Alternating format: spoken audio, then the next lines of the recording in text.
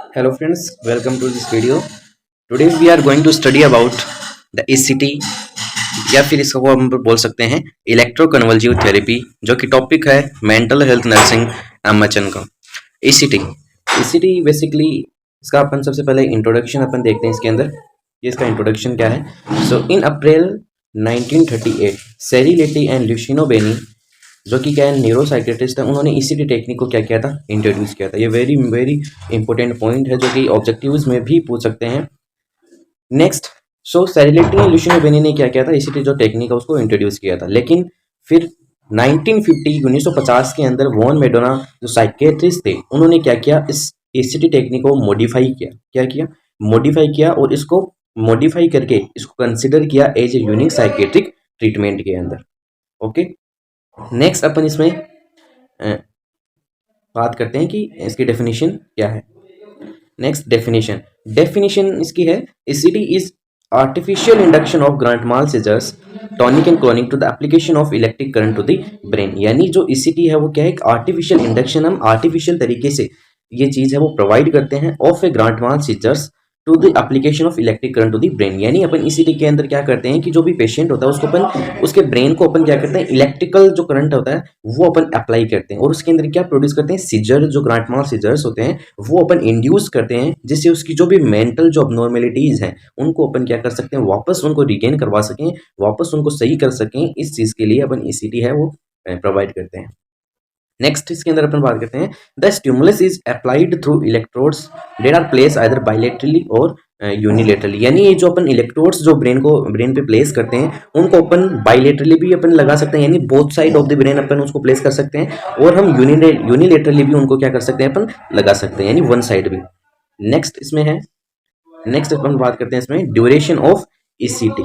Duration of ECT इसका क्या है, 0.7 टू 1.5 सेकेंड। ये वेरी इंपॉर्टेंट पॉइंट है, और इसका वो जो वोल्टेज है ईसीटी अपन जो देते हैं वो होता है 70 से लेके 120 वोल्टेज का।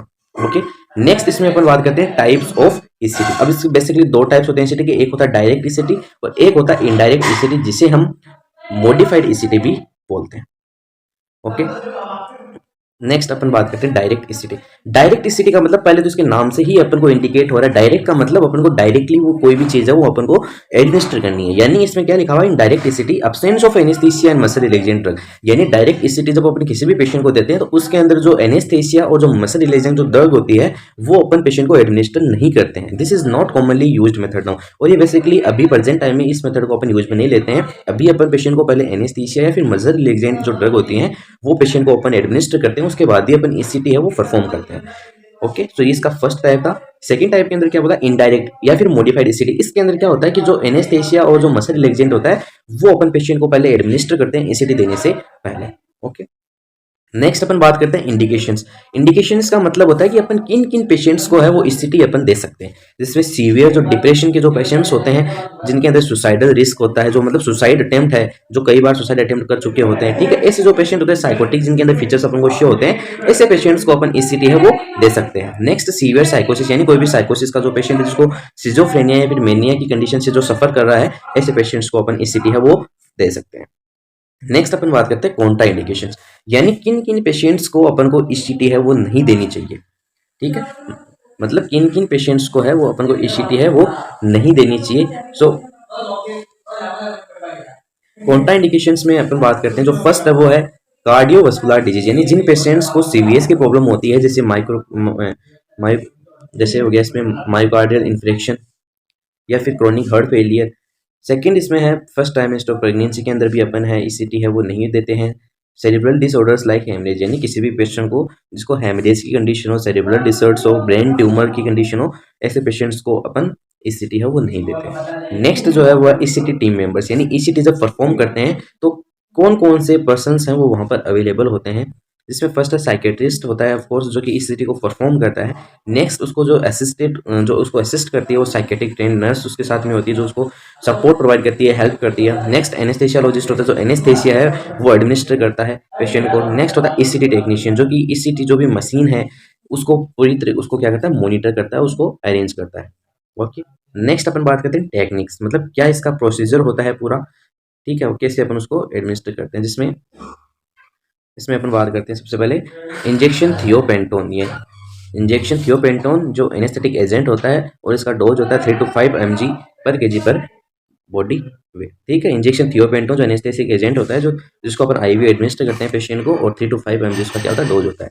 नेक्स्ट इसमें मसल रिलैक्सेंट। अब मसल रिलैक्सेंट अपन कौन सा देते हैं, इंजेक्शन सस्टेनाइल कोलिन, जिसका डोज होता है 1 mg पर केजी और रूट उसका आईवी होता है। नेक्स्ट इसका है एट्रोपिन। नेक्स्ट जो इसमें अपन एडमिनिस्टर करते हैं पेशेंट को वो है atropine 1.6 mg is given by the IV route just before the treatment of ECT. मतलब अपन जब ईसीटी के जस्ट बिफोर अगर अपन जो एट्रोपिन अगर एडमिनिस्टर कर रहे हैं वो अपन आईवी एडमिनिस्टर करते हैं, और अगर अपन बिफोर ईसीटी प्रोसीजर परफॉर्म करने से 30 मिनट पहले अगर पेशेंट को अपन एट्रोपिन इंजेक्शन एडमिनिस्टर करें तो वो अपन आईवी आईएम जो रूट है उसके थ्रू भी अपन क्या कर सकते हैं, एडमिनिस्टर कर सकते हैं। नेक्स्ट बात आती है कि अब अपन जो एट्रोपिन इंजेक्शन दे रहे हैं वो क्यों दे रहे हैं, उसका मतलब क्या पर्पज है हमारा। तो उसका पर्पज है कि डिक्रीज ओरल सिक्रेशन। एक तो अपन क्या है, जो भी ओरल सिक्रेशंस हैं उनको रिड्यूस करने के लिए।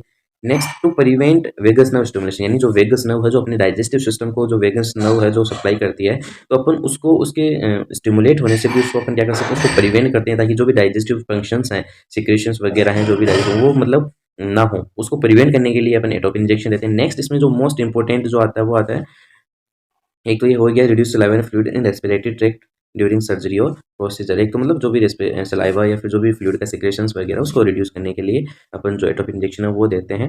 ओके, नेक्स्ट इसमें आता है if needed artificial respiration then this has to be given indication. यानी पेशेंट का जो भी पल्स है, जो भी पेशेंट की रेस्पिरेशन है, उसको मेंटेन करने के लिए, उसको मेंटेन रखने के लिए भी अपन क्या है, ये जो इंजेक्शन एट्रोपिन इंजेक्शन है वो अपन एडमिनिस्टर करते हैं। नेक्स्ट अपन बात करते हैं क्या क्या साइड इफेक्ट्स हो सकते हैं ईसीटी के, क्या क्या साइड इफेक्ट्स हो सकते हैं, जिसमें फर्स्ट है मेमोरी इंपेयरमेंट हो सकता है। पेशेंट की जो भी मेमोरी है, मेमोरी लॉस है वो हो सकता है, उसको हो सकता है कि उसको पहले का जो है उसको कुछ याद ना रहे। नेक्स्ट है हेडेक और बॉडी एक पेशेंट को हो सकता है, सर दर्द हो, जो भी शरीर में जो भी पेन है वो हो सकता है। कार्डियक अरेस्ट है वो हो सकता है, ड्राउजीनेस हो सकता है, उसको कन्फ्यूजन की जो कंडीशन है वो पेशेंट के अंदर हो सकती है, नोजिया वोमिटिंग से पेशेंट है वो सफ़र कर सकता है। नेक्स्ट पुअर कंसंट्रेशन की जो कंडीशन है वो कोज हो सकती है। टंग बाइट है वो पेशेंट कर सकता है, क्योंकि वो अनकॉन्शियस के स्टेट में रहता है, तो उसको कुछ भी उसके जो भी एक्टिविटीज़ है उसके बारे में वो मॉनिटर नहीं रहता है, कॉन्शियस नहीं रहता है। तो टंग बाइट की जो स्थिति है वो हो सकती है, क्योंकि पेशेंट को अपन क्या दे रहे हैं, सीजर्स दे रहे हैं, पेशेंट को अपन आर्टिफिशियल इंडक्शन से सीजर्स दे रहे हैं, सीजर्स इंड्यूस कर रहे हैं, तो इसकी वजह से टंग बाइट है वो पेशेंट के अंदर देखने को मिल सकता है as a side effect. Next patient के अंदर एंजाइटी की जो स्टेट है वो अपने को देखने को मिल सकती है। नेक्स्ट है डिलेड चेंजेस, यानी वही है इसके अंदर की एमनेशिया है वो पेशेंट का। एमनेशिया क्या होता है, लॉस ऑफ मेमोरी होता है, तो एमनेशिया देखने को मिल सकता है, वो recent event.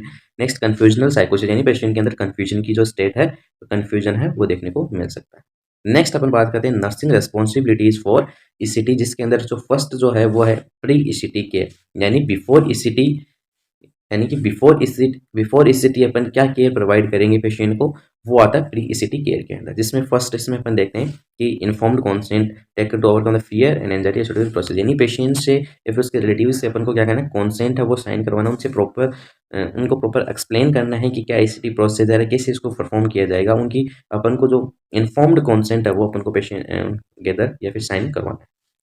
Next nurse should explain about risk and complications of the procedure, यानी नर्स को क्या करना चाहिए, जो भी ईसीटी के जो भी रिस्क या फिर कॉम्प्लिकेशंस हैं उनको प्रॉपर तरीके से एक्सप्लेन करनी चाहिए। Before ECT 4 to 6 hour starvation of the client, यानी ईसीटी से पहले पेशेंट को 4 से 6 घंटे पहले अपन को क्या रखना है, उसको जो खाली पेट है मतलब उसको पीने के लिए खाने के लिए कुछ भी नहीं देना है।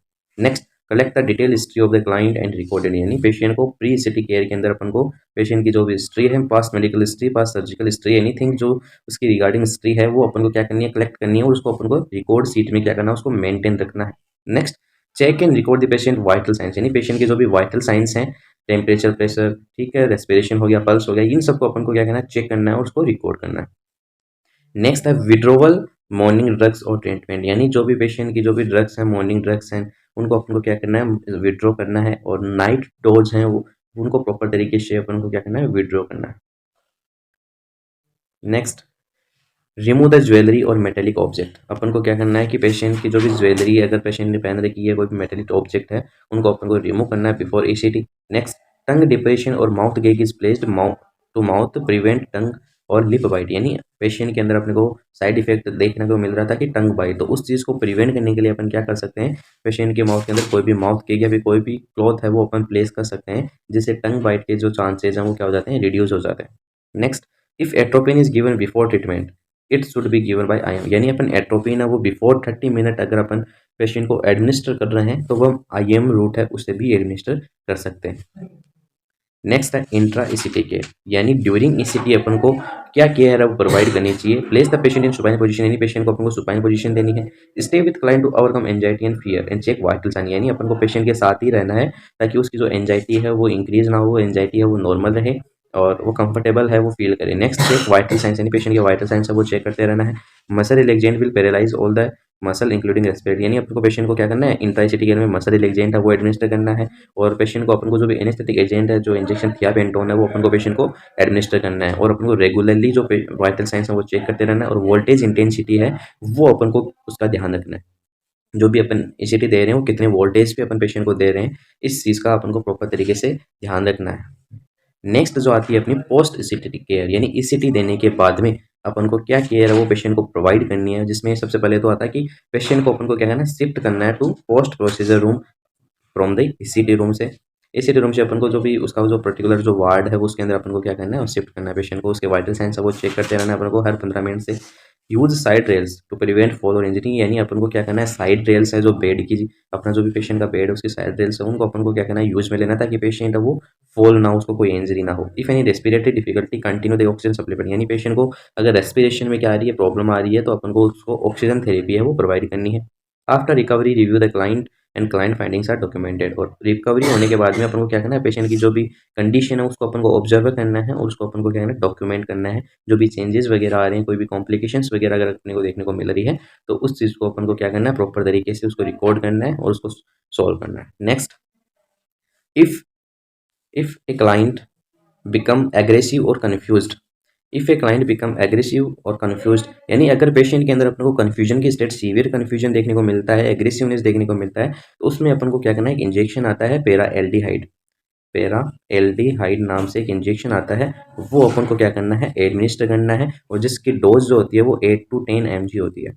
ठीक है, पेरा एल्डिहाइड जो इंजेक्शन आता है उसकी डोज होती है 8 to 10 mg। अगर पेशेंट के अंदर अपने को एग्रेसिवनेस या कन्फ्यूजन की स्टेट देखने को मिलती है तो ये चीज़ अपन को क्या करनी है, पेशेंट को एडमिनिस्टर करनी है। ओके, सो ये अपना आज एसीटी का टॉपिक था। एसीटी क्या होती है, क्या उसका प्रोसीजर होता है, क्या उसके इंडिकेशंस और कॉन्ट्रा इंडिकेशंस होते हैं और क्या इसमें जो नर्सिंग मैनेजमेंट होता है। सो ये टुडेज टॉपिक था अपना एक मेंटल हेल्थ नर्सिंग के अंदर, जो कि वेरी वेरी इंपॉर्टेंट है basis of the examination. And next we will come with our new topic, very important topic. So thank you so much.